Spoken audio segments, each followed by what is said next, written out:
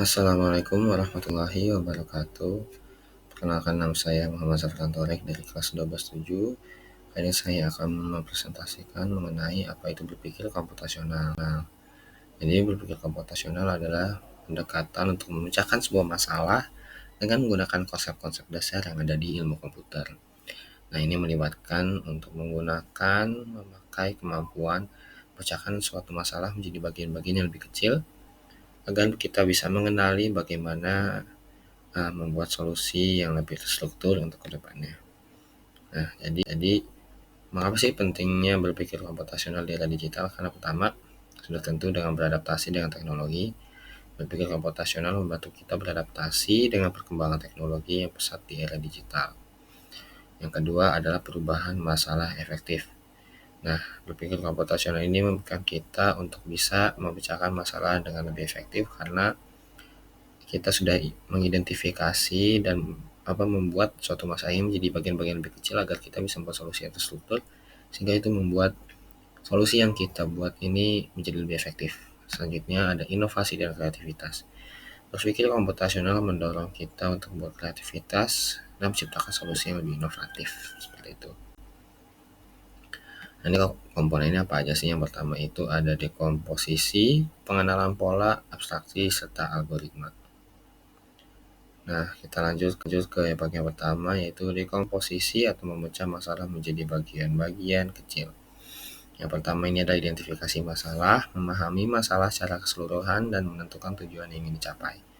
Yang kedua adalah memecah menjadi bagian-bagian, membagi masalah menjadi komponen kecil yang mudah dikelola. Dan selanjutnya adalah menyelesaikan bagian demi bagian. Nah, memecahkan bagian kecil secara terpisah, kemudian menyatukan kembali untuk kita berpikir bagaimana menciptakan sebuah solusi, seperti itu. Selanjutnya kita ke bagian pengenalan pola. Mengenali pola-pola yang dapat digunakan kembali. Pertama itu ada identifikasi pola, yaitu mengidentifikasi pola-pola yang berulang dalam suatu masalah. Jadi setelah kita mengetahui pola, kita identifikasi dulu ada pola yang terulang atau enggak, karena jika iya kita bisa menggunakan solusi yang sama. Seperti itu. Kedua adalah generalisasi pola, memahami struktur umum pola-pola tersebut hingga dapat digunakan kembali. Dan terakhir adalah penerapan pola, menggunakan pola yang telah dikenali untuk memecahkan masalah yang serupa. Ya, jadi ini agar bisa lebih efektif dalam menciptakan sebuah solusi. Nah, selanjutnya kita masuk ke abstraksi, yaitu menyederhanakan masalah dengan fokus pada hal yang penting. Yang pertama, kita memfilter dulu informasinya.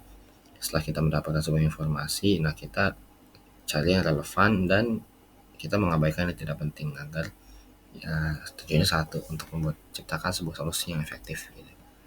Kedua adalah fokus pada inti masalah. Dan yang terakhir adalah menyederhanakan. Jadi setelah tadi kita mengetahui mana yang relevan, mana yang tidak, ya tidak kita hilangkan aja gitu ya. Untuk menyederhanakan dan menghilangkan kerumitan untuk menciptakan sebuah solusi. Selanjutnya kita masuk ke algoritma, yaitu merancang langkah-langkah menyelesaikan masalah.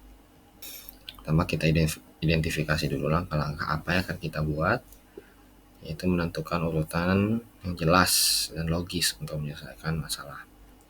Kedua adalah urutkan langkah-langkahnya. Setelah kita mengetahui, nah kita urutin dulu langkah-langkahnya secara teratur dan sistematis. Dan terakhir adalah terapkan algoritma. Nah, secara algoritma ini kita berpikir secara algoritma untuk menyelesaikan masalah-masalah tersebut. Nah, ini implementasinya apa saja sih? Yang pertama itu merencanakan, karena memecahkan rute perjalanan menjadi langkah-langkah terorganisir, mengenali pola jadwal. Dan yang kedua adalah dalam perjalanan, transportasi, dan menganalisis alternatif. Dan contoh yang ketiga adalah mengelola proyek, memecah tugas-tugas dalam subtugasnya, mengidentifikasi pola-pola manajemen, dan yang terakhir adalah menyelesaikan masalah sehari-hari. Jadi ya berbagai komplikasi ini ya tentu bisa kita terapkan dalam kehidupan sehari-hari untuk merancang langkah-langkah dalam bertujuan menciptakan solusi yang lebih efektif. Jadi seperti itu, kurang lebih mohon maaf. Wassalamualaikum warahmatullahi wabarakatuh.